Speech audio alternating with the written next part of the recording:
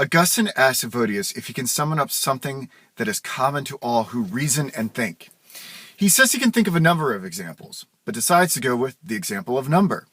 Math is universal to all rational minds, and your personal appropriation of it cannot alter it.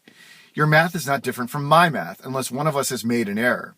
Through the light of the mind, we can demonstrate that the principles of addition and subtraction are eternal. 2 plus 2 equals 4 will be the same for all, now and forever. In chapter 9, Augustine asks if wisdom is similar to number. Is wisdom relative, meaning each person has their own wisdom, or is wisdom universal, just like math? Evodius is confused by this question, for A, he is not quite sure what wisdom is, and B, people seem to have such varying descriptions of it. A dove may have one conception of what is wise, and a hawk may have another. Augustine posits that the ultimate form of wisdom, regardless of the group under consideration, is to seek the good, have a happy life, and avoid evil.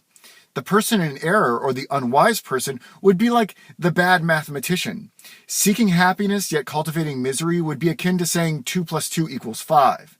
Augustine claims further, since the concepts of happiness and wisdom are intertwined and that everyone craves happiness, everyone must have the desire for wisdom impressed upon them even before they are able to apprehend wisdom. Wisdom, like happiness, is a fundamental animating force of humanity. Now, Augustine refocuses his argument and asks, is wisdom singular or multiple? Is wisdom the same for everyone? Evodius answers, it would have to be singular and universal if the highest good is the same for everyone. That is, if everyone is after the same highest good. But Evodius doubts this because he thinks people have different conceptions of what the highest good is. Augustine thinks Evodius' concern about there being multiple wisdoms because of the differing conceptions of the highest good can be put to rest with a metaphor. The sun illuminates everything, and in this instance represents wisdom. Now, different people will use the sun to admire different beautiful things, such as mountains, oceans, plains, faces, etc. What is unchanging in this analogy is the universality of the sun or wisdom. It is because of the sun we can take joy in all these various things. Evodius concedes that it is possible for wisdom to work like this, but is unconvinced.